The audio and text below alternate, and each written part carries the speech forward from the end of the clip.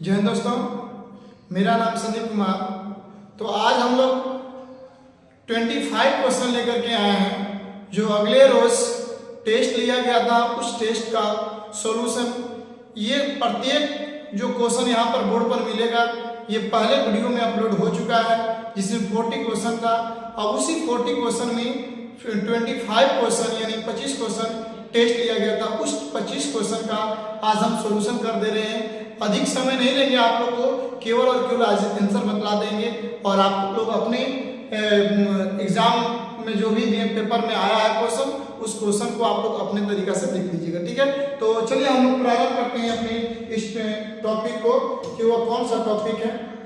तो आप लोग को हम अगले क्लास में ये बात बतलाया था कि 25 क्वेश्चन जो है वो हम आप लोग को इसका आंसर दे देंगे।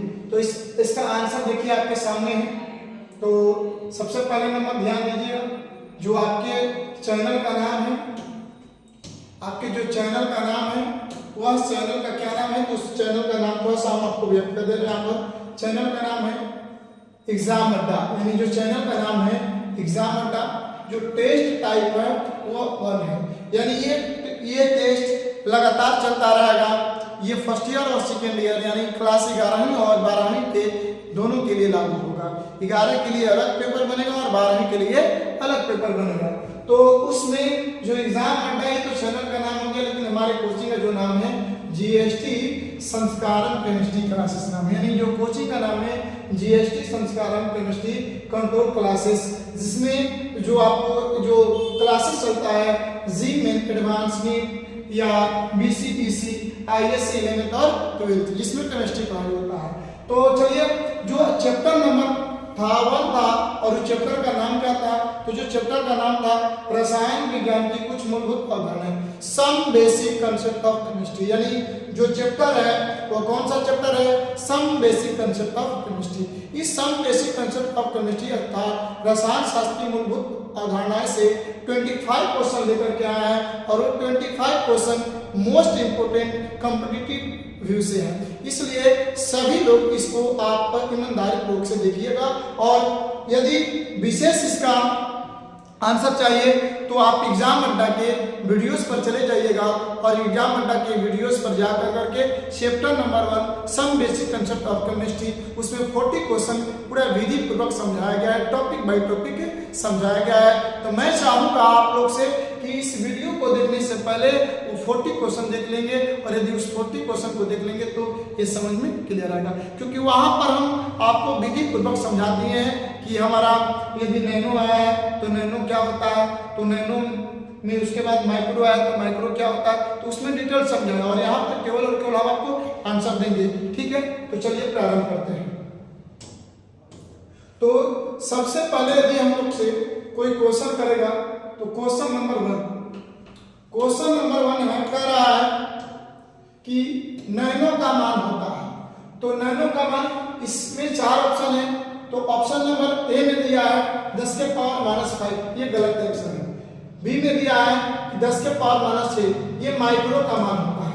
ये किसका मान होता है, माइक्रो का, ये भी गलत ऑप्शन है। 10 के पावर -7, ये भी ऑप्शन नहीं है। 10 के पावर -9, ये राइट आंसर है। यानी आपका जो आपका आंसर बना वो कौन सा आंसर बना, 10 के पावर -9। तो नैनो का मान कितना होता है, 10 के पावर -9 होता है। चलिए क्वेश्चन नंबर 2 देखते हैं। क्वेश्चन नंबर 2 करा माइक्रो का मान होता है। तो माइक्रो का मान की यदि बात करेंगे तो हम लोग थोड़ा सा नीचे से चलते हैं। तो कह रहा है कि 10 के पावर माइनस, यानी डी ऑप्शन है 10 के पावर -15। तो देखिए यदि बात करेंगे तो ये आपका हो जाएगा फेमटो का मान है। किसका मान है बाबू, फेमटो का मान, फेमटो का मान है। यदि ये भी आंसर गलत है। यदि 10 के पावर -12 करें तो ये पीको का मान है। किसका मान है, पीको का मान, ये भी ऑप्शन गलत है। यदि बात करेंगे हम लोग 10 के पावर -9 तो नैनो का मान है। क्या, इसलिए ऑप्शन ये भी गलत है।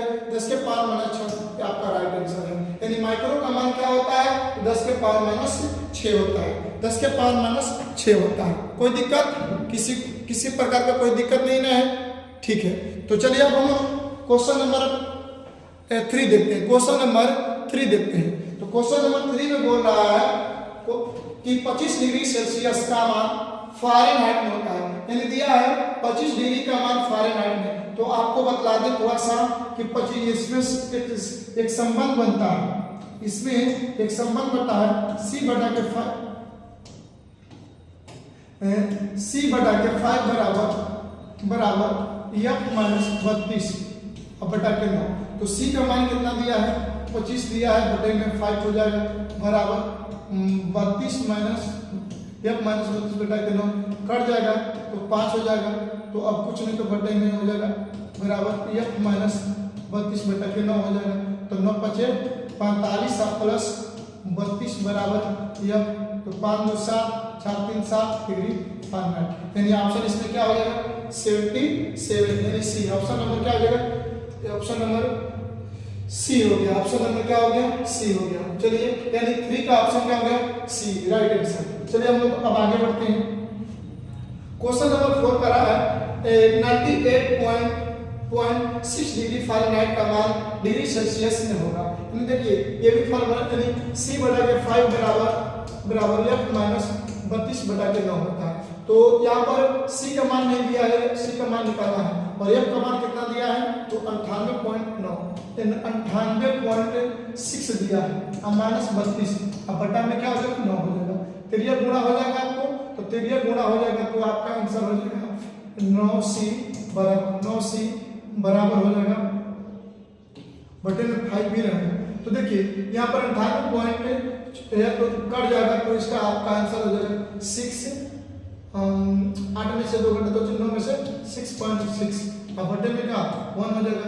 तिरिया गुणा हो जाएगा, तो तिरिया जब गुणा हो जाएगा तो सी जो डिग्री सी का मान आएगा तो आपको आ जाएगा इसमें डिग्री सी का मान 37 डिग्री सेल्सियस। कितना डिग्री 37 डिग्री सेल्सियस। यानी बता दी आपसे कोई क्वेश्चन कर दे कि कितना डिग्री तो 37 डिग्री सेल्सियस, यानी आप इसको कटाइएगा तो 37 डिग्री सेल्सियस। किधर है ऑप्शन है, option number D, option number D सही है। अब हम लोग आगे बढ़ते हैं,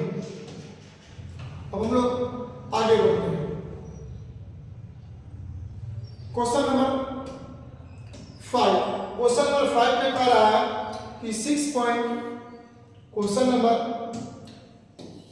रहा है 5 कह रहा है 6.05 7 में सार्थक अंक, यानी सिग्निफिकेंट फिगर की बात करें तो देखिए इसमें अंकों को गिना जाता है कि कितना अंक है। तो देखिए 1 2 3 4, यानी ऑप्शन इसमें 4 हो जाएगा, ठीक है, ऑप्शन नंबर 4 हो जाएगा। तो चलिए अब 6 की बात करेंगे। तो अगर 10 ग्राम मिलने हुए इसमें मोलों की संख्या क्या होता है, तो मोल्स बराबर क्या होता है, मोल्स बराबर भार बाई आणविक द्रव्यमान, भार बाई आणविक द्रव्यमान होता है, भार बाई आणविक द्रव्यमान। तो भार कितना दिया है, तो भार 10 दे दिया है, और अन्य का आणविक द्रव्यमान 40 होता है, घटा दीजिएगा 1/4 हो जाएगा। जब कटेगा तो आपको हो जाएगा 0.25, इसमें ऑप्शन है किधर B, option number B right answer हो गया। चलिए अब हम लोग आगे बढ़ते हैं। फिर आवोगाद्रो संख्या का मान होता है, तो आवोगाद्रो संख्या का मान होता है 6.022 × 10 के पावर 23। क्या आंसर हो गया डी आंसर हो गया, 6.022 × 10 के पावर 23, 6.022 × 10 के पावर 23। क्या आप समझ में आ रहा है ना, सभी बच्चे को समझ में आ रहा है, किसी प्रकार का दिक्कत नहीं है। चलिए अब हम लोग आगे बढ़ते हैं, यानी आपका आंसर हो गया डी। अब क्वेश्चन नंबर हम लोग देखते हैं 8, क्वेश्चन नंबर 8 देखते हैं। क्वेश्चन नंबर 8 कह रहा है, क्वेश्चन नंबर वो कौन सा तापमान है जो डिग्री सेल्सियस तथा डिग्री फ़ारेनहाइट आपस में बराबर होता है, वो कौन सा तापमान है जो डिग्री सेल्सियस तथा डिग्री फ़ारेनहाइट आपस में बराबर होता है। तो देखिए एक संबंध होता है डिग्री सी बटा के 5 बराबर डिग्री F माइनस 32 बटा के 9। तो देखिए यहाँ पर सी और एफ को हम एक्स मान लेते हैं, सी और एफ को क्या मानते हैं एक्स, एक्स बाई क्या 5 और एक्स माइनस 32 बटा में क्या 9 हो जाएगा। तो अब क्या करते हैं हम तिरिया गुणा कर लेते हैं। जब तिरिया गुणा कर लेते हैं तो तिरिया जब गुणा कर लेंगे तो तिरिया गुणा करने के बाद हो जाएगा 9x, फिर उसके बाद 5x माइनस 160, क्योंकि 5 गुना के 10 को 0, 5 के 15 को 16। अब ये प्लस में इधर आएगा तो माइनस, यानी 9x माइनस 5x बराबर हो जाएगा माइनस 160। तो 9x में से 5 कटेगा तो 4x बराबर क्या हो जाएगा -160। तो x बराबर हो जाएगा -160 अब भाई क्या 4 कटेगा तो हो जाएगा आपको -40। यानी आपका ऑप्शन क्या दिया है -40 क्या दिया है -40 सी ऑप्शन। यानी 8 का आंसर क्या हो जाएगा सी हो जाएगा। ठीक है 8 का आंसर क्या हो जाएगा सी हो जाएगा। चलिए हम लोग आगे बढ़ते हैं। अब हम लोग का क्वेश्चन नंबर 9 करा कि कार्बन एटम को अवोगाद्रो संख्या का मान का कार्बन एटम को अवोगाद्रो संख्या का मान होता है। कुछ नहीं करना है, जिसका पूछता है उसके परमाणु भार में अवोगाद्रो संख्या से मल्टीपल कर देते हैं। यानी कार्बन का एटम कितना होता है, कार्बन का द्रव्यमान कितना होता है 12 होता है गुणे 6.022 गुणे 10 के पावर 23 हो गया। तो इसमें देखिए ऑप्शन कहाँ आपको दिखाई दे रहा है 12 गुणे 6.022 10 में ये ऑप्शन नंबर ए।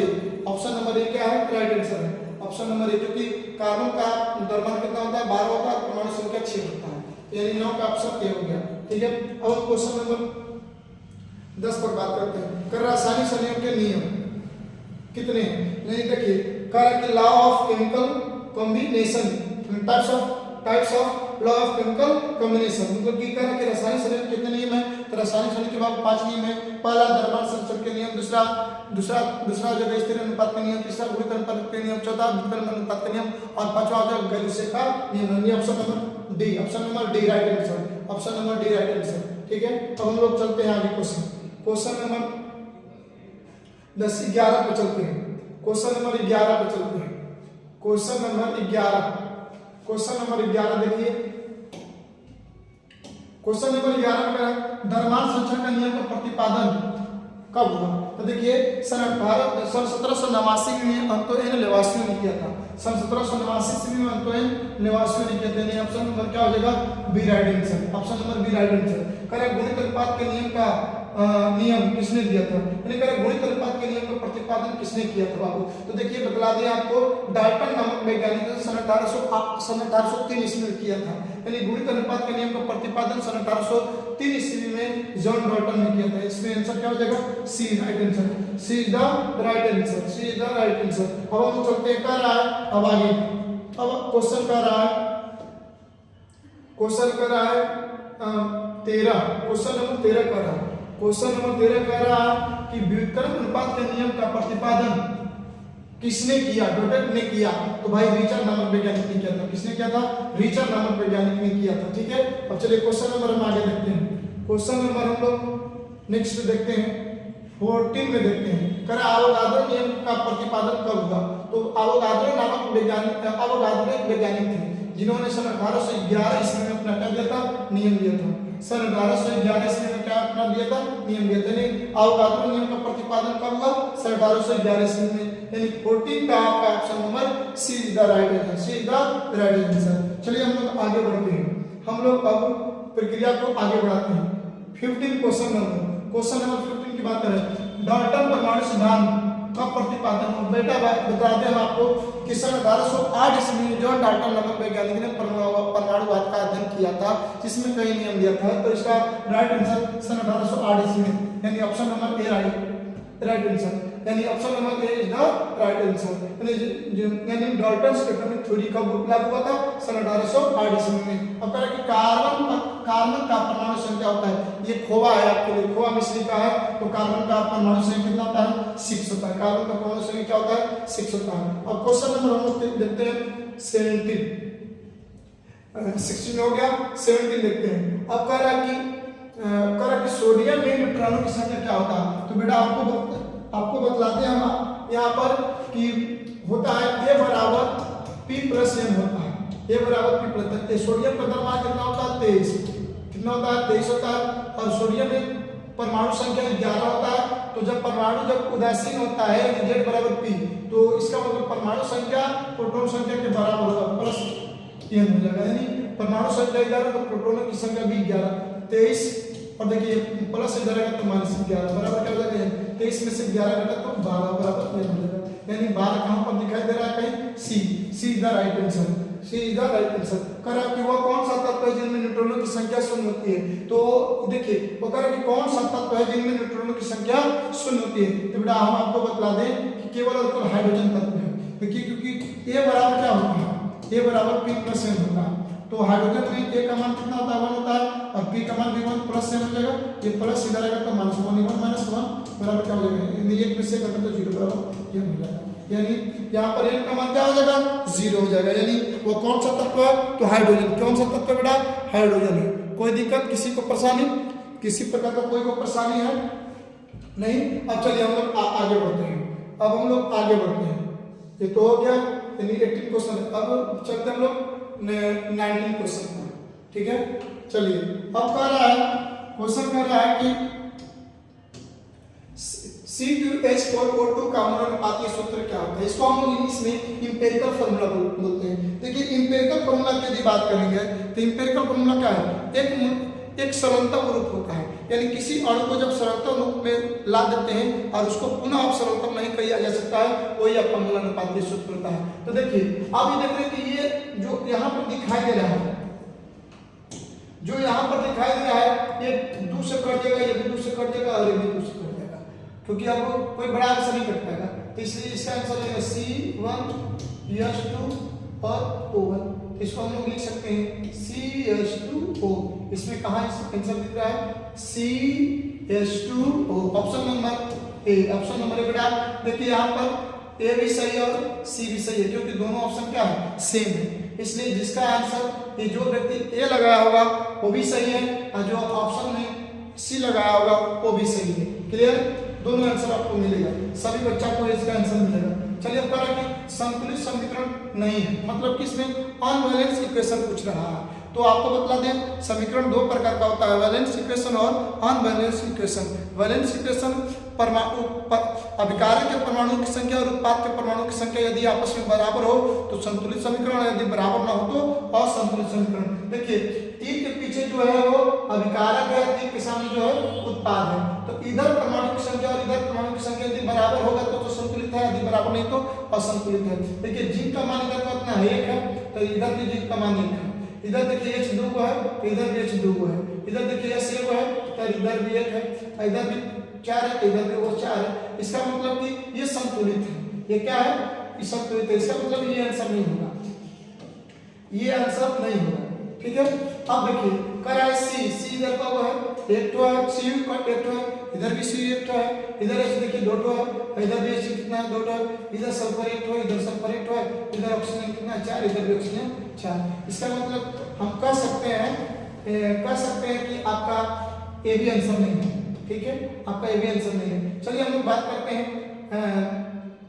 डी में, इधर भी सोडियम इलेक्ट्रॉन, इधर भी सोडियम इलेक्ट्रॉन, इधर भी क्लोरीन इलेक्ट्रॉन, इधर भी क्लोरीन इलेक्ट्रॉन। इसका मतलब ए भी आंसर नहीं है। इसका मतलब ऑप्शन क्या होगा, सी, क्योंकि देखिए इधर F का वो है 1 तो है, इधर F का वो है 3 तो है। तो ये इधर परमाणु की संख्या 1 और इधर F के परमाणु की संख्या 3, इसलिए आंसर क्या होगा, C is the right answer.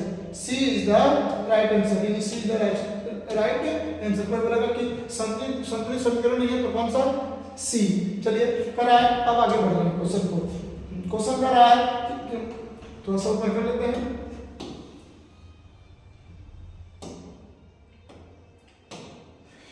अब देखिए कह रहा है कि किसी पदार्थ के 2 ग्राम, मतलब कि 2 ग्राम क्या हो, मिला 18 ग्राम जल में मिलाकर एक विलेन बनाया गया जिनमें 1 का द्रव्यमान प्रतिशत का। देखिए 1 घुल रहा है और किसमें, ये 2 ग्राम घुल रहा है किसमें, 18 ग्राम में। तो हमारा क्या हो जाएगा, 2 बटा में कितना, तो 2 प्लस 18। अब प्रतिशत पूछ रहा है तो प्रतिशत में क्या होता है, 100 होता है। तो हम लोग का क्या हो जाएगा, 200 अब बटे में 200, 18 2 कितना हो जाएगा, 18 2 20 हो जाएगा। कटेंगे तो विदाई में 200 कितना हो जाएगा, विदाई में 200। यानी इसका आंसर हो जाएगा 10%।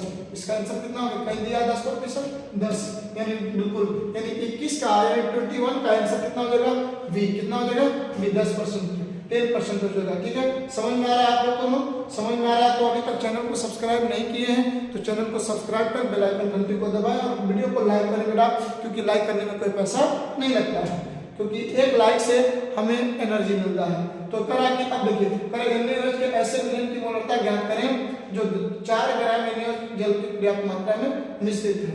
करा ना कि के ऐसे विलेन की मोलरता ज्ञात करें, क्या करें, ऐसे मोलरता ज्ञात करें के तो देखो मोलरता बनाम क्या होता है, विलय के मोलों की संख्या, विलय के मोलों की संख्या यानी कर रहा है विलय के मोलों की संख्या, विलय के मोलों की संख्या, और बटा में क्या हो जाएगा विलयन का आयतन, विलयन का आयतन। तो बेटा आप बतला दीजिए कि विलय के मोलों की संख्या के लिए क्या हो जाएगा, भार बाई आणविक द्रव्यमान। तो भार कितना दिया इसका 4 ग्राम, तो 4 बटा में हो जाएगा आपको 40, 4 बटा के 40 कटेगा तो कितना हो जाएगा, और बटे में हो जाएगा आपको विलयन का आयतन कितना दिया है निश्चित कर। हाँ 1 मिनट, अभी क्वेश्चन आगे दिया है, ठीक है, क्वेश्चन अभी आगे है। तो ठीक है, करें कि के ऐसे विलयन की मोलरता ज्ञात करें, मैंने मोलरता ज्ञात करना है इनमें 4 ग्राम NaOH के जल की पर्याप्त मात्रा में मिश्रित कर तैयार किया गया ताकि 250 ml विलयन प्राप्त हो। क्या कर रहा है 250, यानी बेटा देखिए सबसे पहले नंबर ध्यान दीजिएगा। तो अब इसमें कुछ करना नहीं है, इसमें कुछ करना है इसलिए नहीं है कि यहाँ पर दिया है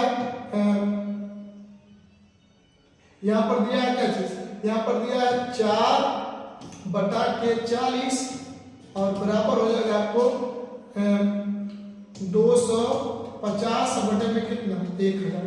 कहिए कि सर ऐसा क्यों, देखिए मोलों की संख्या के लिए भार बाई आणविक द्रव्यमान दिया है, तो भार कितना दिया है 4 ग्राम दिया था नीचे क्वेश्चन में 4 ग्राम दिया है, और कह रहा है कि NaOH का आणविक द्रव्यमान कितना आता है 40 होता है। अब देखिए कह रहा है कि 250 ml विलयन है, तो ये ml में है, तो ml को लीटर में बदलने के लिए क्या करते हैं 1000 से भाग देते हैं। तो जब हम लोग नीचे का ऊपर भेजेंगे, नीचे का करेंगे ऊपर भेजेंगे तब हम लोग का ऑप्शन क्या आ जाएगा डी आंसर आ जाएगा, यानी 0.4 आ जाएगा, ठीक है 0.4। इसको आप लोग ऑप्शन को डी मानिएगा सही। चलिए हम लोग आगे बढ़ते हैं।